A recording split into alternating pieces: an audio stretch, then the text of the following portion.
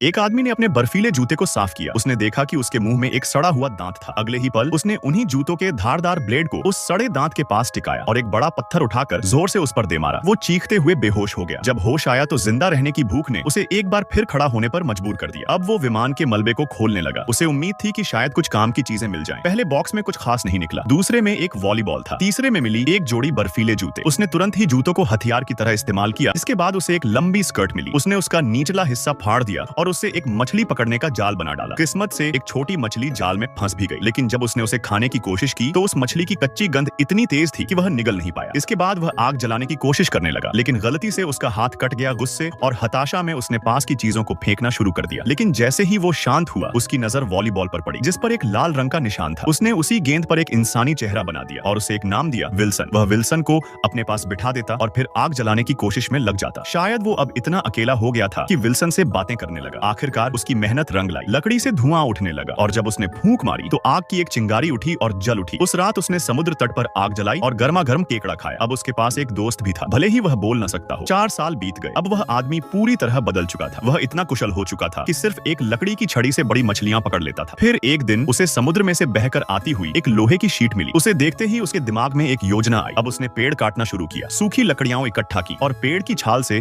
रस्सियां बनाई। यहाँ तक कि पुराने वीडियो टेप को भी उसने फाड़कर उनसे और लंबी रस्सियां बना डाली, लेकिन फिर भी रस्सी कम पड़ रही थी। अब उसने विल्सन की ओर देखा, जैसे अपने किसी पुराने दोस्त से बहस कर रहा हो। आखिर में उसने पहाड़ की चोटी पर चढ़ाई की और वहां से वह रस्सी उतार ली, जिससे वो पहले कभी आत्महत्या करने वाला था। जाने से पहले उसने विल्सन को अच्छे से सजाया, पत्थरों की दीवार पर एक अलविदा संदेश उकेरा और फिर विल्सन को नाव के सामने बांध दिया। उसने उस एकमात्र पार्सल को भी साथ रखा जिसे उसने आज तक कभी खोला नहीं था। अब वह समुद्र की ओर निकल पड़ा।